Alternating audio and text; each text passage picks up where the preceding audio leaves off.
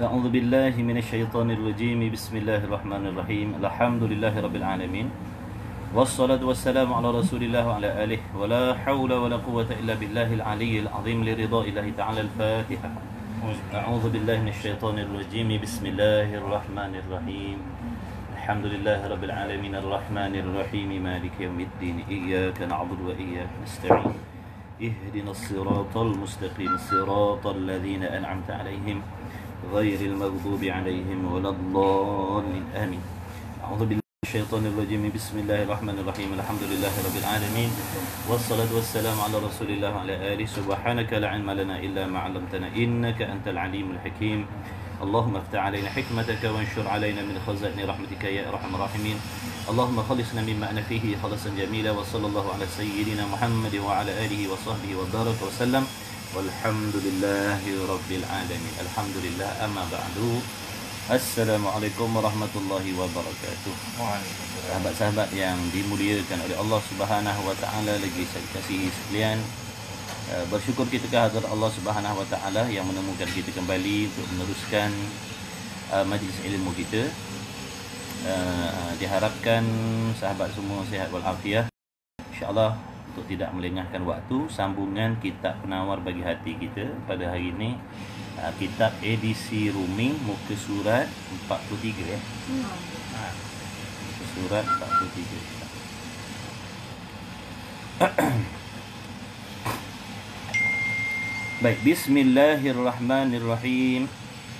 Qala asy-syaikhul musannif rahimahullahu taala wa nafa'ana wa iyyakum bi'ulumi fid daraini amin. Kata musannif fasal yang kelima. Hari ini kita nak sembang-sembang pasal apa? Fasal yang kelima pada menyatakan faraj. Yakni erti faraj ni maknanya kemaluan. Jadi dalam Islam ni dia ambil semua cerita. Semua dia ambil berat. Semua dia ambil peduli. Kerana nak memastikan orang yang mereka-mereka yang ni berada di dalam keadaan yang baik di sisi Allah Subhanahu wa taala. Jadi dengan sebab itu, daripada sebesar-besar perkara sampailah sekecil-kecil, sampailah ke perkara yang sekecil-kecil, yang zahir dan yang batin, semuanya diambil kira, dibincangkan, dibicarakan di dalam agama kita. Baik. Jadi hari ini kita nak sembang pasal kemaluan. Ketahui olehmu wahai hamba Allah, wahai mukallaf, bahawasanya Allah Subhanahu wa taala menjadikan ia, yakni Allah menciptakan bagi kau akan faraj, yakni kemaluan, sama ada laki-laki ataupun perempuan, hikmahnya supaya ataupun kerana kegunaan yang bangsa akhirat. Jadi Allah Ta'ala menciptakan pelbagai jenis nikmat pada tubuh badan kita, tangan, kaki, mata, kepala dan sebagainya. Hikmahnya untuk kita sendiri manfaat dah. Tompang. Allah Ta'ala nak tompang manfaat mata kita dalam nak membantu pentadbiran dia, contoh. Allah Ta'ala menjadikan kaki dan tangan kita kerana Allah nak ambil manfaat, nak ambil faedah daripada apa yang kita kerjakan daripada tangan dan kaki. Tak, bukan. Maha suci Allah Subhanahu wa taala daripada mengambil sebarang manfaat. Kerana apa? Kerana Allah Ta'ala itu telah sempurna. Itu sifat Tuhan. Tuhan bersifat dengan sempurna. Bila dia sempurna, dia tak memerlukan yang lain. Allah Ta'ala menjadikan kita bukan nak mengambil faedah daripada kita dah. Allah Ta'ala jadikan kaki, tangan kita dan sebagainya adalah untuk manfaat diri kita sendiri. Diri kita sendiri, bukan manfaat untuk Allah dah. Baik, jadi Allah Ta'ala yang menjadikan engkau akan farad kerana kegunaan yang bangsa akhirat. Jadi di antara faedah kemaluan yang dijadikan oleh Allah Subhanahu wa taala itu ialah untuk kita mengambil manfaat akhirat, mengambil faedah akhirat. Apakah faedah akhirat yang dimaksudkan dengan farad ataupun dengan kemaluan yang dijadikan oleh Allah? Maka manfaat itu iaitu mengadakan anak dengan dia. Yakni menjadi asbab. menjadi asbab, makna sebagai sebab musabab yang beradanya. Allah Ta'ala menciptakan Farad tadi kerana dengan kemaluan dengan Farad tadi boleh melahirkan zuriat, boleh melahirkan anak. Maknanya dengan jalan, dengan cara yang diperintah oleh Allah Subhanahu wa Ta'ala. Sabda Nabi sallallahu alaihi wa alihi wasallam. Kenapa pula dengan mengadakan anak tadi kita mendapat faedah akhirat? Kerana anak ni adalah merupakan jariyah bagi ibu bapa. Bagi jariyah maknanya daripada perkara-perkara yang baik yang dilakukan oleh anak-anak tadi akan sampailah pahalanya kepada kedua ibu bapa. Sebab tu kita kena didik anak-anak kita daripada kecil. Biasakan dia dengan pakaian orang-orang Islam, ajar dia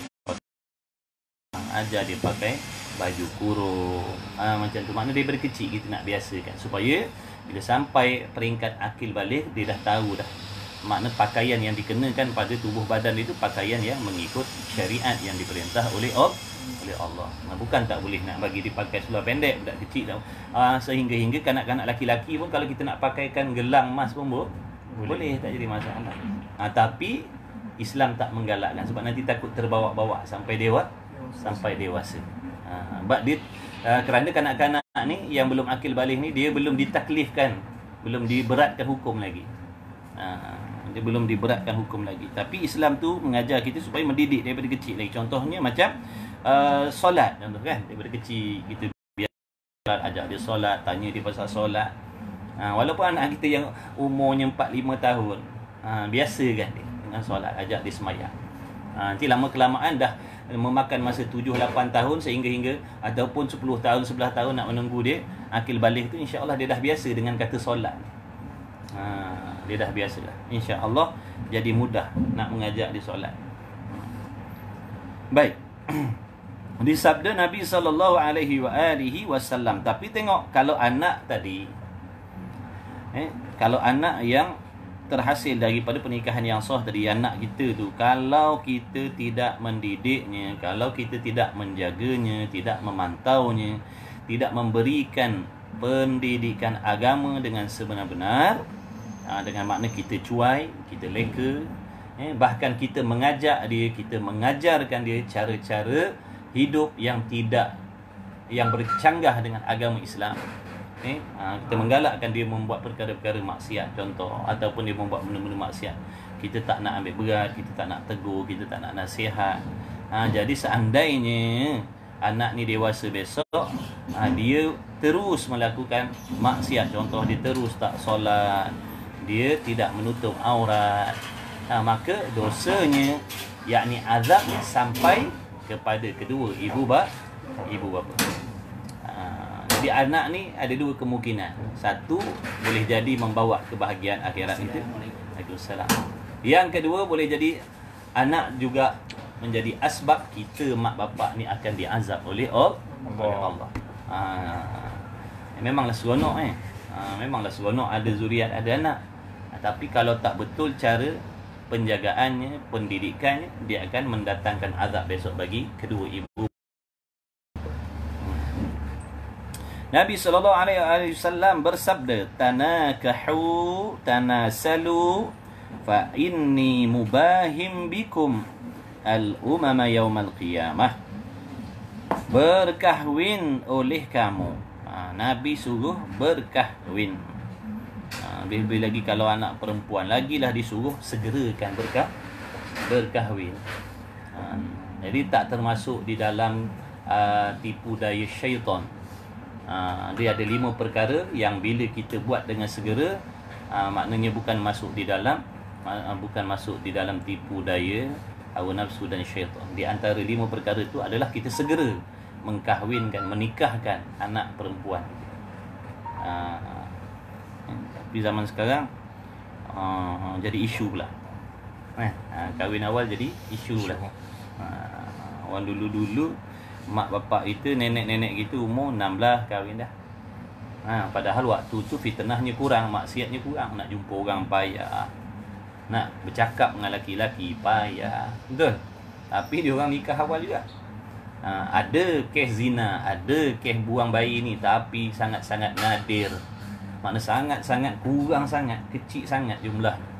Nak banding dengan zaman sekarang punya banyaknya masalah zina ni, punya banyaknya masalah buang bayi ni, sampai dah jadi dia biasa. Kita dah tak terperanjat dah dengar cerita orang buang bayi, jumpa anak dalam longkang, jumpa anak dalam tong sampah, jumpa anak dalam tandas. Dah jadi biasa dah, kita tak jadi hairan pun.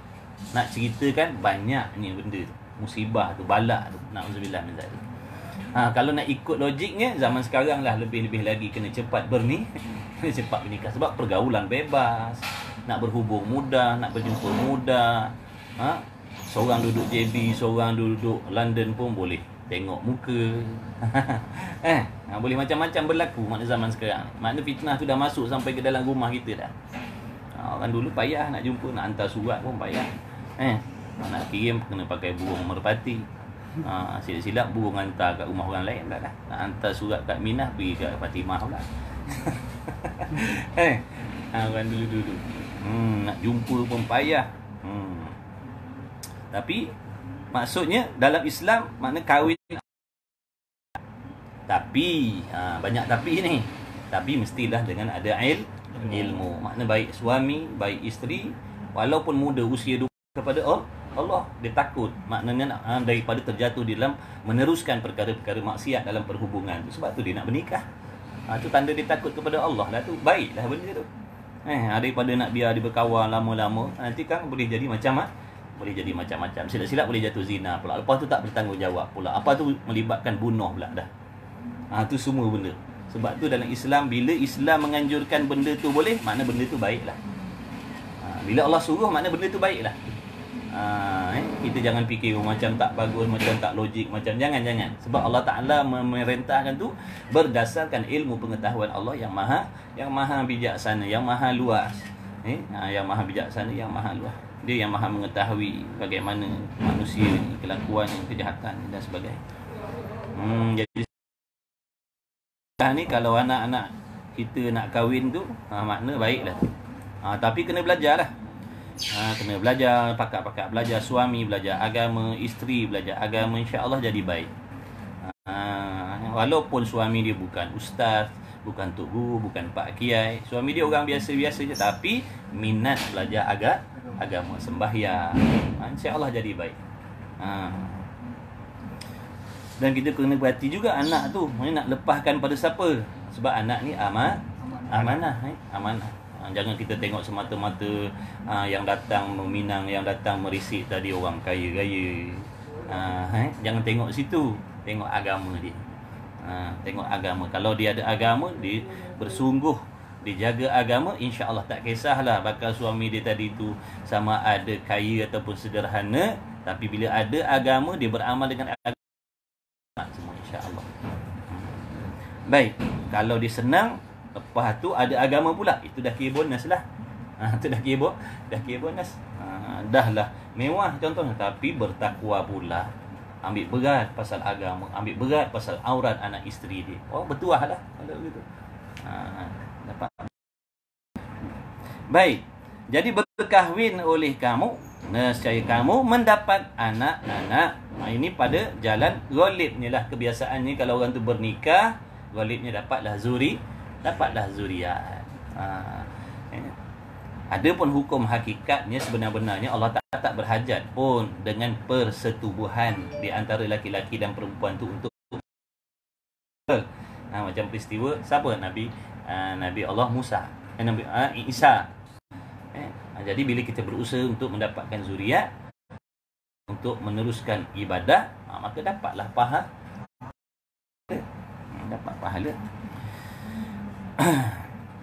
Sebab apa tu Nabi kata berkahwin oleh kamu, nescaya mendapat kamu, ataupun nescaya kamu akan mendapat anak-anak. Bahawasanya, yakni kerana bahawasanya kata Nabi SAW, aku bermegah-megah, mana aku bangga, Nabi kata, aku bangga dengan kamu akan segala umat pada hari kiamat.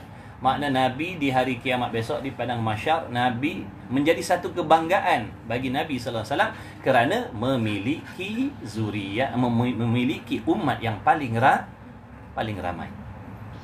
Macam mana boleh menghasilkan umat yang paling ramai? Itulah Islam menggalakkan ramai anak, ramai zuriat. Ni pun zaman sekarang kita tengok dah tak berapa nak ada dah banyak anak ni. Mak bapak kita dulu menawih getah, menanam padi, berkebun, tapi anak berapa orang? Anak berapa orang? Paling tak ada 7-8 orang. Ada yang 19 orang. Ada yang 18 orang. Tapi gaji tak besar. Gaji tak besar. Makna mereka yakin dengan rezeki daripada Allah. Makna zuriat, ada anak, lahir anak tu makna adalah bahagian rezeki untuk diri dia. Kita tak payah nak bimbang. Cuma kita kena faham yang maksud rezeki ni bukan kaya. Bukan mewah maksudnya. Rezeki tu makna bukan bererti bila kata ada rezeki makna kaya, bukan. Tapi sekarang kita tengok kadang-kadang orang memiliki keluasan harta benda tapi anak seorang, anak 2 orang. Yang tak ada anak tu dah tak boleh nak kata apa dah memang tak ada rezeki dia maknanya yang mampu sebenarnya boleh memiliki anak yang ramai, tapi maknanya takut. Ingat, kalau kita nak rancang anak-anak, jumlah bilangan anak-anak dengan sebab kita ada faktor kesihatan contohnya, itu tak. Tapi kalau kita merancang bilangan anak-anak kita sebab takut tak cukup belanja, takut tak cukup makan, takut rezeki kita jadi sempit dengan sebab adanya anak-anak tadi, itu hukumnya haram merancang anak-anak macam tu. Dan orang perempuan kalau dia nak makan pil-pil perancang contoh, tengok kalau yang dia makan tadi menjadi asbab sehingga dia tak boleh melahirkan zuriat langsung, hukumnya haram. Dia makan benda tu langsung dia tak akan dapat zuriat dah sampai bila-bila, hukum dia haram. Tapi kalau dia makan tu untuk sementara, itu hukumnya harus. Jadi nak merancang anak-anak tu pastikan alasan dia, niat dia betul. Tak nanti kita sama macam jadi orang zaman jahiliyah dulu. Makna dia bunuh anak dia apa? Sebab apa? Sebab takut makanan tak cukup. Takut anak-anak dia bila ada anak makan sekali dengan dia tak cukup rezeki. Jadi sedikit rezeki ni dengan sebab ada anak-anak. Jadi dia bunuh anak dia. Jadi cuma sekarang ni tak bunuh tapi dia rancang. Tak bunuh tapi dia rancang. Tapi rancang tadi sebab takutlah nanti tak cukup makan. Na'udzubillah min dzalik. Ni barang siapa yang ragu-ragu dengan makna jangan ragu dengan rezeki daripada Allah. Kalau anak kita ada 2, ada 3, ada 4, ada 5, ada 6, ada rezeki mana? Tu yang mati dalam kandungan. Baru 2, 3 hari, 4 hari meninggal. Makna rezeki dia sakat tu je lah. Rezeki dia seminggu je. Rezeki dia 2 tahun aja. Tu baru kata tak ada rezeki. Rezeki. Cuma banyak mewah ataupun sederhana.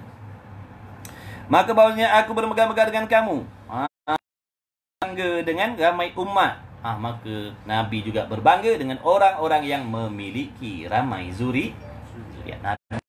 Maknanya kita membanggakan hati Nabi. Kalau anak kita ada anak ramai, maknanya kita termasuk dalam golongan orang yang membanggakan hati Nabi sallallahu alaihi wasallam. Kita sebagai penyumbang umat, menambah-nambahkan lagi jumlah bilangan umat Nabi Muhammad SAW yang beriman kepada Allah dan Rasul.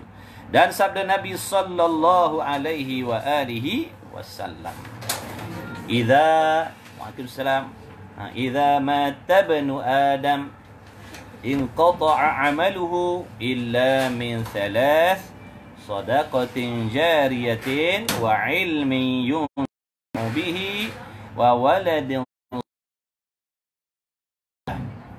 Apabila mati, apabila sampai ajal seseorang manusia, nescaya putus oleh amalnya seorang yang mati. Makna bila kita mati, terputuslah pahala amal ibadat. Makna kita tak boleh beramal dah lah. Bila dah mati, dengan sendiri kita tak boleh nak beramal dah. Tak boleh dah kita nak duduk dalam majlis ilmu yang macam ni kalau kita dah mati. Telinga kita tak boleh lah lagi nak dengar ilmu-ilmu, mata kita tak boleh dah nak tengok kitab-kitab, kaki kita tak langkah ke tempat-tempat ibadah sebab tuan dia mati dah.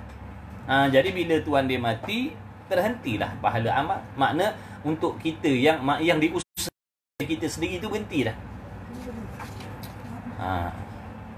Lepas tu Nabi kata apa? Kecuali melainkan ni, walaupun seseorang tu dah meninggal dunia, tetap juga si mati tadi mendapat pahala yang berterusan. Ini pahala yang berterusan yang dinamakan jariyah. Jariyah ni makna mengalir. Apa maksud mengalir? Makna pahala tu sentiasa ada. Tuan dia dah tak beramal dah mati, tapi sentiasa. Mana dia? 3 perkara. Pertama, orang banyak buat wakaf kan, wakaf bumi lah, macam-macam lah. Jadi wakaf ni tertentu kepada benda yang kekal zatnya.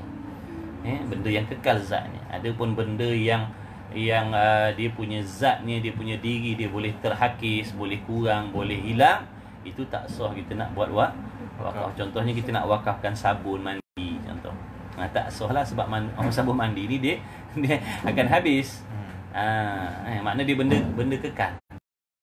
Kita nak wakaf minyak wangi, tak boleh sebab dia habis. Sedekah boleh. Orang kata ni saya wakaf minyak wangi kat masjid. Tak sesuai perkataan wakaf tu. Ni wakaf ni untuk benda yang kekal. Kalau benda yang kekal, tanah ke, ataupun kita beli simen ke. Kita tengok ada orang nak buat jalan, ada orang nak buat orang nak buat jamban surau, orang nak buat rumah orang pakai miskin. Kita wakafkan 100 lori pasir contohnya. Jadi berkekalan lah tu. Kita dah mati masa lagi ada bangunan tu sampai kiamat, makna selagi itulah kita dalam kubur dapat pahalanya. Tapi tengok juga, kalau dia berwakaf tadi dengan niat yang ikhlas, tapi kalau dia supaya nak dipanggil orang yang pemurah dan sebagainya, mana itu tak dapat lah. Ataupun yang mewakafkan tadi ikan sembahyang, tak dapat pun. Dia takkan jadi jariyah. Contoh, saya tak solat tapi saya banyak buat benda-benda wakaf. Wakaf masjid sini, wakaf masjid sana, wakaf surau sini, wakaf surau sana. Adakah saya akan dapat pahala yang saya mati? Jawabnya, saya tak dapat. Kenapa? Kerana saya tidak mendirikan solat 5 waktu. Inilah ruginya orang-orang Muslim yang tidak sembahyang. Dia banyak buat amal kebajikan, buat baik dengan anak bini dia. Betul? Jaga anak bini, itu semua pahala tu sebenarnya.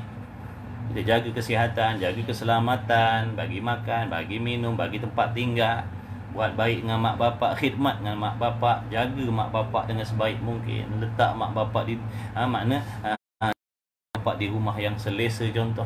Itu semua ibadah. Tetapi sayangnya kalau anak yang macam ni punya baik ni tidak mendirikan sembahyang, dia takkan dapat apa-apa daripada apa yang diusahakan daripada ibadah. Mana Allah Ta'ala gantungkan pahala. Allah Ta'ala akan gantungkan pahala tu kecuali dia bertaubat kepada Allah dan akan sembahyang baru. Kalau tak, selagi dia tak solat, pahala tu dia tak akan dapat. Sampai kiamat dia tak akan dapat. Sebab tu dirikanlah sembahyanglah. Pastikan sembahyang kita tu pula sah. Pastikan sembahyang kita tu betul seperti mana yang disuruh oleh Allah. Maka dengan itu kenalah belajar pula bab belajar bab sembahyang. Jadi buatlah wakaf, bukan syarat banyak, ikut kemampuan kita lah. Orang kaya wakaf cara orang kaya, orang sederhana wakaf cara orang sederhana. Dia keluarkan 2-3 ratus ringgit, maksud besar dah di sisi dia itu. Dengan pendapat yang macam tu, 2-3 ratus tu besar di sisi Allah. Bagi orang yang kaya boleh jadi, yang luar harta 2-3 ratus tu boleh jadi kecil bagi diri dia. Jadi Allah Ta'ala tak tengok jumlah nombor dia tu. Tengok sejauh mana kesanggupan dia, pengorbanan dia nak membuat wakaf tadi ataupun nak bersedekah tadi. Dan kedua, ilmu yang diambil manfaat akan dia. Macam ada sekarang kan wakaf. orang lain, tak membazir. Tak dinamakan membazir. Tiap-tiap duit ataupun belanja yang kita keluarkan kerana ibadah tak dipanggil boros. Hari ni dia habiskan duitnya RM1,000 bersedekah kepada orang. Dia tak dipanggil orang yang boros. Kan dia dipuji di sisi Allah. Dan kedua, ilmu yang diambil manfaat. Mana ilmu yang bermanfaat. Waktu kita hidup, kita ada memberi ilmu yang manfaat kepada orang. Kita ada mengajarkan ilmu yang bermanfaat kepada orang lain. Maka ilmu yang memberi manfaat ni juga menjadi asbab kita mendapat pahala yang berlari, pahala yang berterusan. Jadi ilmu tertentu kepada ilmu akhirat, ilmu dunia pun, ilmu kemahiran, perniagaan, ilmu pertukangan, ilmu masakan, ilmu jahitan, itu semua fardu kifayah. Doktoran dan sebagainya. Itu ilmu. Makna kalau kita memberi, kita menyampaikan, kita mengajarkan ilmu-ilmu tadi yang dibangsakan kepada dunia tadi ikhlas kerana Allah, kita maksudnya apabila kita meninggal dunia, makna orang yang mengambil ilmu tu tadi daripada kita memanfaatkan ilmu tu. Kita dah tak ada, tapi dia pandai masak. Sebab apa dia pandai masak? Belajar dengan arwah sipolan dulu. Jadi setiap masakan yang dia buat dengan tujuan, contohnya nak memuliakan suaminya, nak memuliakan tetamunya dan sebagainya, pahalanya sampai kepada kita yang mengajarkan dia.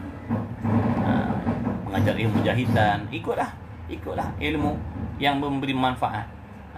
Lebih-lebih lagi ilmu yang dibangsakan kepada ilmu akhirat, lagi besarlah pahala jariah dia. Mengajarkan muqaddam tu, iqra tu, walaupun kita kata kecil, tapi sebenarnya sahamnya sangat-sangat besar. Orang takkan boleh baca Quran kalau tak pandai muqaddam, betul?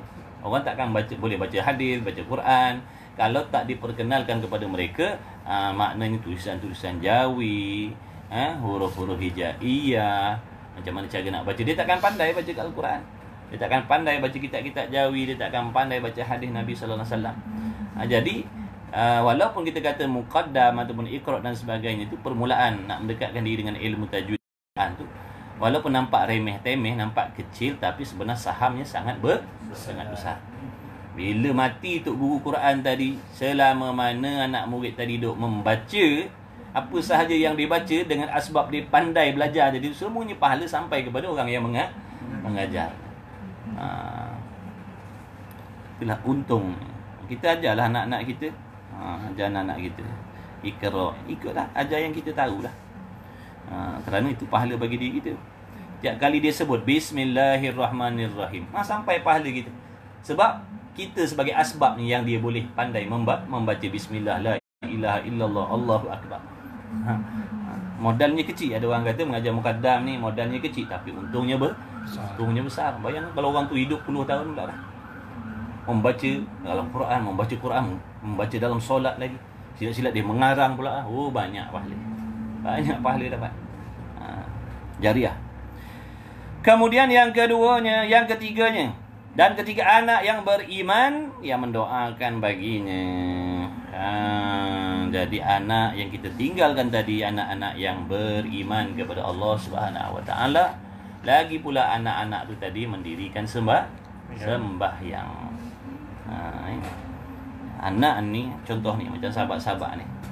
Andai katalah ada di antara kita yang mak bapak dah tak ada, bila kita hadir dalam majlis ilmu, sebenarnya seolah-olah ibu bapa kita lah yang hadir di dalam majlis ilmu.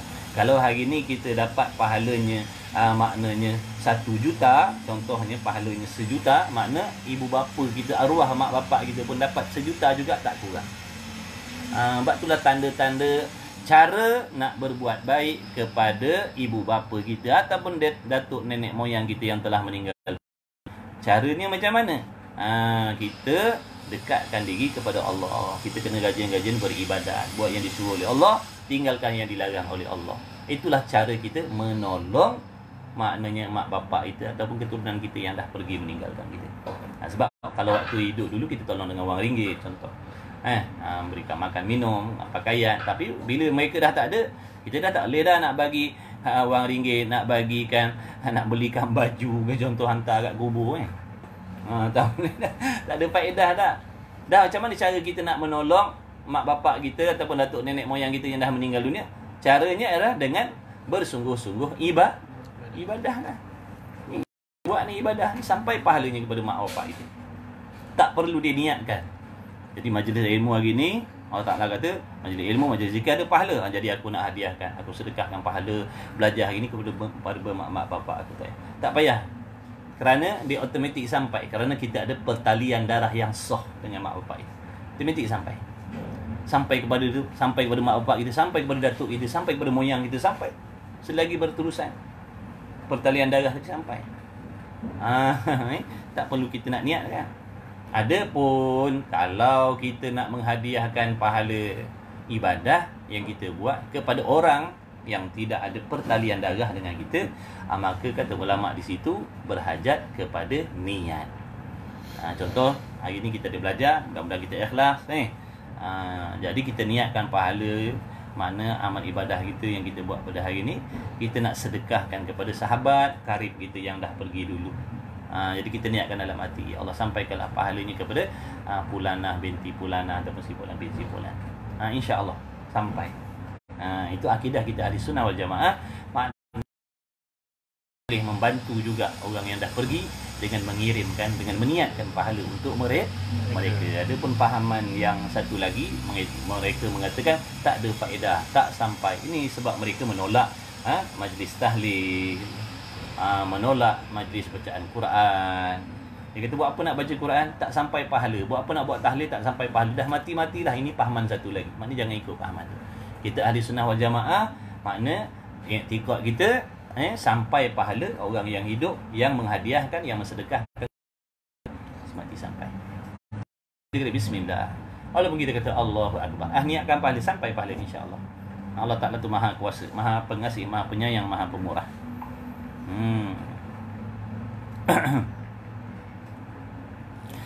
Berkata Ibn Hajar rahimahullah ta'ala, ditulis baginya seumpama kan dia oleh anaknya. Ni tiap-tiap pekerjaan yang baik yang dilakukan oleh anak-anak kita tadi, sampai pahalanya kepada kita tak kurang walau satu pun. Kalau anak kita dapat 10, kita lang kubur dapat 10 juga. Demikian lagi langkau tiada segala amalnya, makna tidak sampai kepada ibu bapa yang dah meninggal dunia tadi, amalnya amal anaknya yang jahat-jahat. Adapun amalan perbuatan maksiat daripada anak-anaknya tak sampai kepada ibu bapa. Tadi saya kata sampai kan? Ini tak sampai. Yang tak sampai ni macam mana? Anak setelah ibu bapa ni waktu hidup dulu, mak bapak dia dah mendidik agama sungguh-sungguh, ambil perhatian sungguh tentang bab halal haram ni. Hati diingatkan, diajarkan sentiasa, selalu. Maknanya bersungguh mendidik anaknya dengan agama. Tiba-tiba bila mati, anaknya melakukan dosa dan maksiat yang dulu dah dipesan oleh mak bapak dia, jangan buat gini, jangan buat gitu, nak keluar rumah untuk aurat dan sebagainya. Dia langgar benda tu.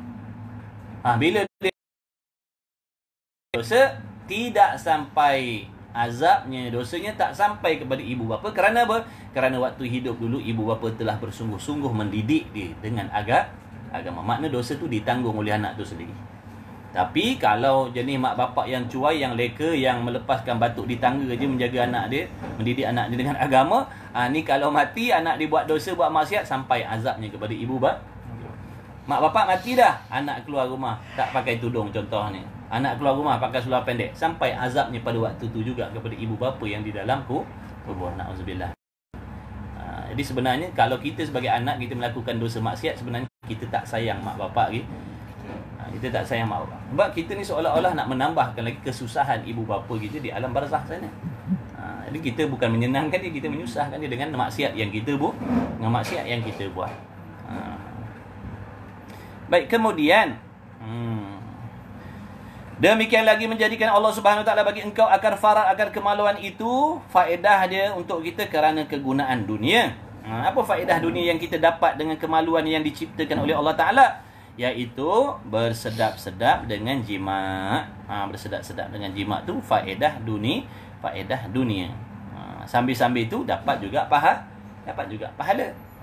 Dengan berjima' dengan isteri kita, makna dapat pahala. Dan bersuka-suka dengan, makna berseronok dengan sekalian anak yang dapat dengan jima' itu. Itu faedah dunia. Sebab tu anak ni satu kelebihan di dalam keluarga. Makna yang membahagiakan hati ibu bapa anak lah. Sebab tu kalau tak ada anak, dia jadi tak berapa nak bahagia hidup dia. Walaupun dia kaya-gaya, tapi dia tak ada anak, dia tak berapa nak bahagia. Hakikat kebahagiaan tu duduk pada zuriat lah. Tengok orang pakai miskin, tapi anak-anak itu yang menggembirakan hati. Harta, anak-anak tadi harta. Bahaya ramai. Kawan kita ada dulu, kawan kita, mak bapak dia lah, mak bapak seorang, anaknya, adik-beradik dia ada 18 orang. Bukan ada 2 mak, 3 mak dah. Satu ibu je. 18 orang. Berderu-deru berlari atas rumah. 18 orang. Laki-laki lah tu ramai. Masya-Allah. Mak bapak dia kerja kampung je. Rezeki tak ada pun sekor mati anak dia kering ke. Anak dia macam lidi semua. Buat pun dia tak cukup makan dah. Sihat walafiat. Dia tak payah ragu-ragu dengan rezeki Allah Ta'ala. Ada rezeki insya-Allah. Yang bermula mereka itu sebesar-besar segala perhiasan dunia. Jadi anak ni lah sebesar-besar, sehebat-hebat, setinggi-tinggi perhiasan di atas dunia. Itu anak. Jadi anak ni perhiasan dunia, anak-anak. Harta perhiasan juga, tapi tak boleh lawan dengan anak tadi tu. Yang bermula mereka tu, jadi usaha untuk dapat anak ramai. Dapat anak ramai lagi bagus. Lagi banyak pahala jariah yang kita akan dapat. Yang bermula mereka itu sebesar segala perhiasan dunia kerana firman Allah Subhanahu wa taala, al-malu wal banuna zinatul hayatid dunya. Artinya bermula harta benda dan sekalian anak itu perhiasan hidup dunia. Yakni kekayaan anak-anak yang ramai memanglah baik. Bahkan katanya di bawah tu, bahkan menjadi perhiasan dunia yang sangat-sangat diperlukan. Tetapi janganlah dijadikan anak, pinak dan harta benda itu untuk kesenangan dan perhiasan dunia semata-mata.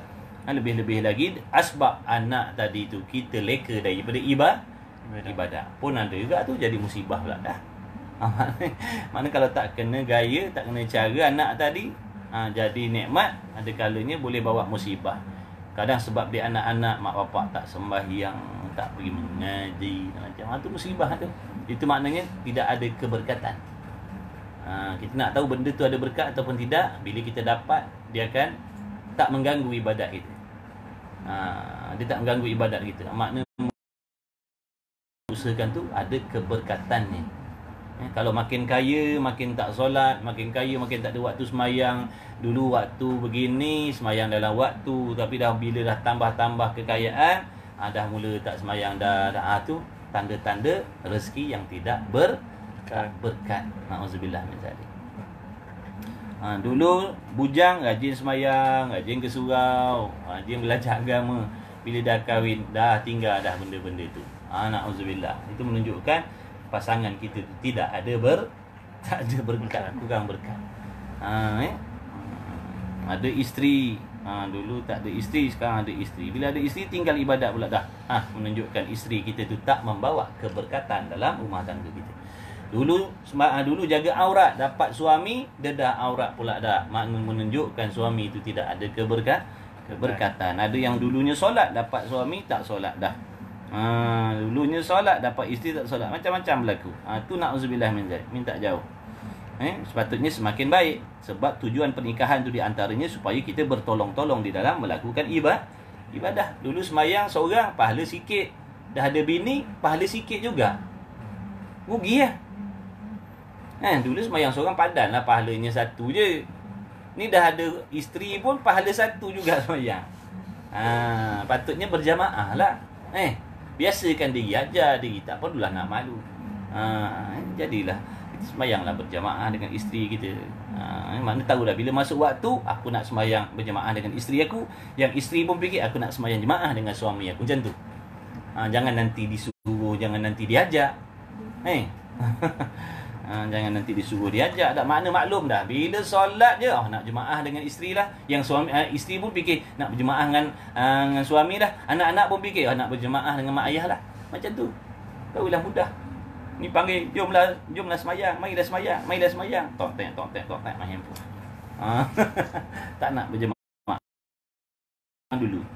Semayang dulu. Kadang kita semayang dulu. Makna rugi. Sepatutnya hari tu kita boleh dapat banyak pahala, jadi kurang.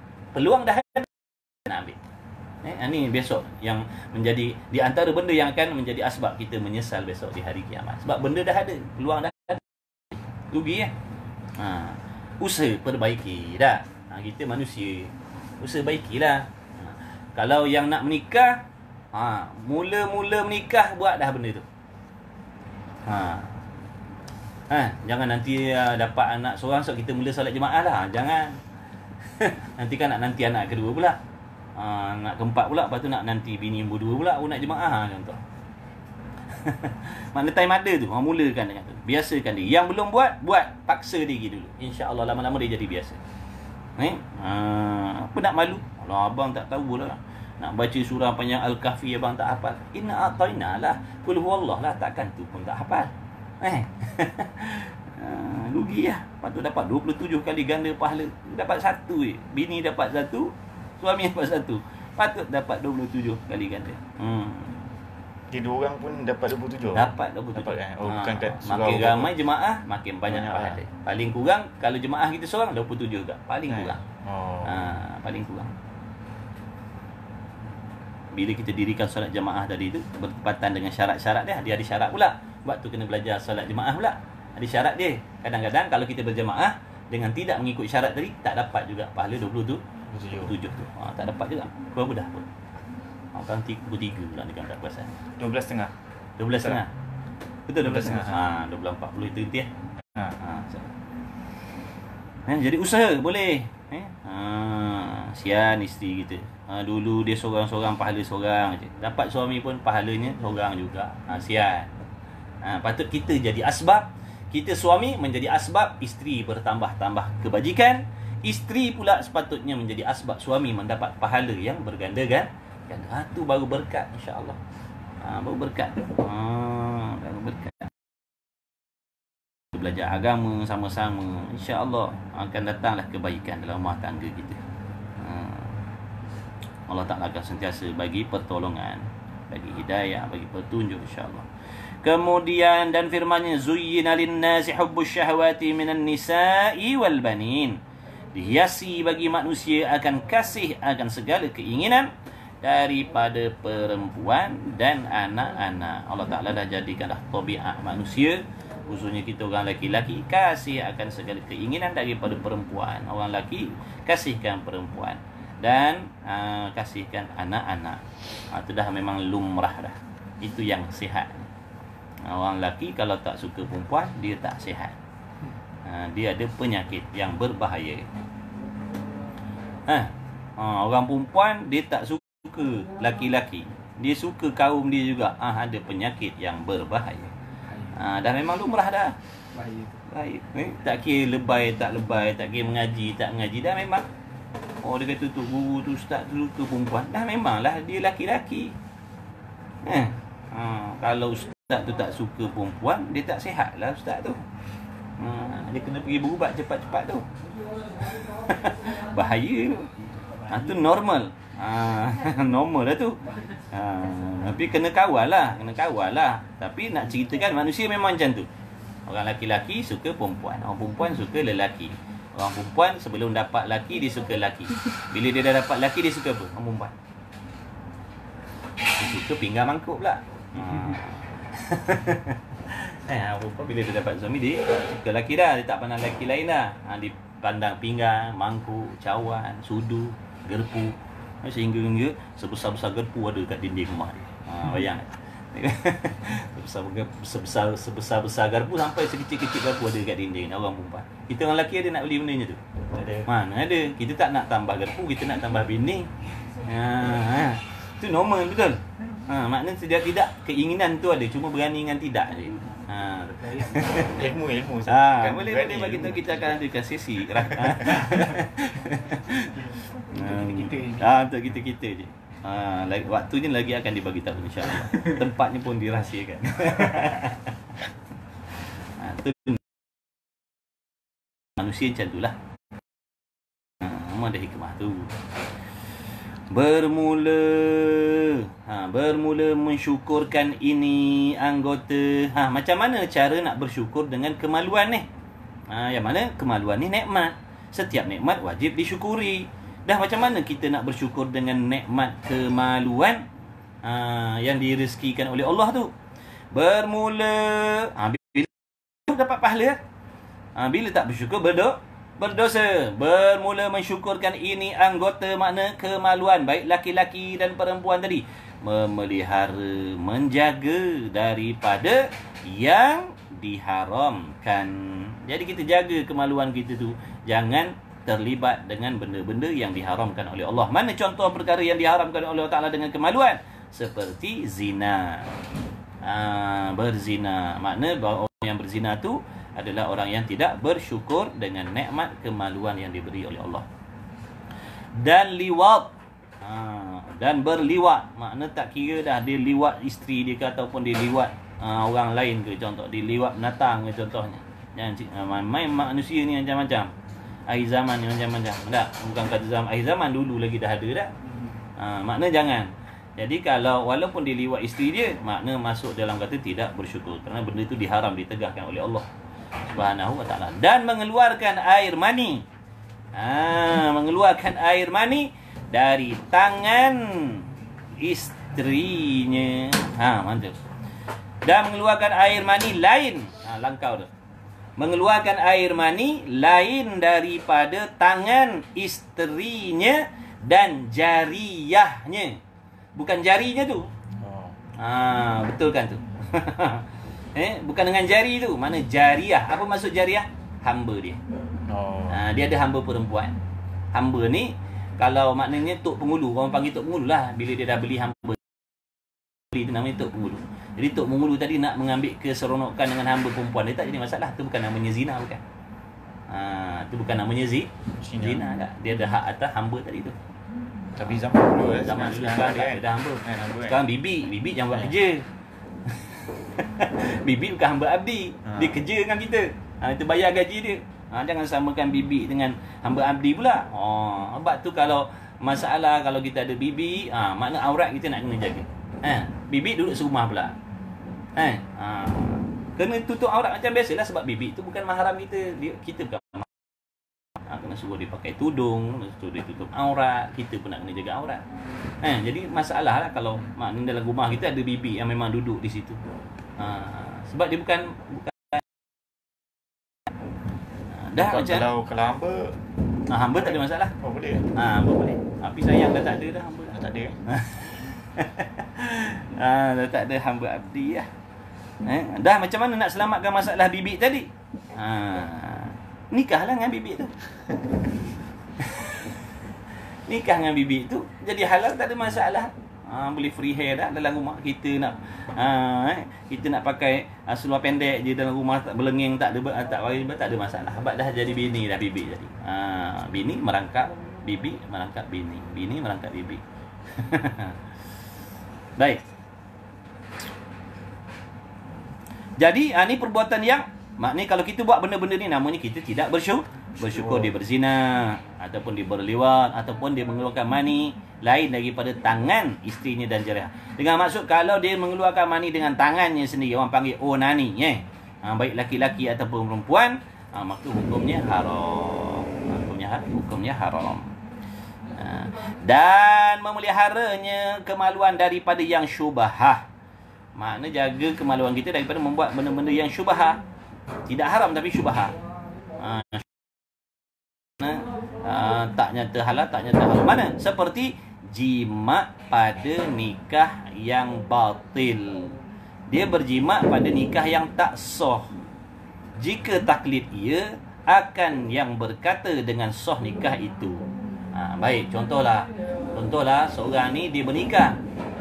Kalau nak ikut syaraknya, kaul yang muktamad apa benda semua, tak sah cara nikah yang macam tu. Tapi pada dia kata ada ulama yang mengatakan gini sah.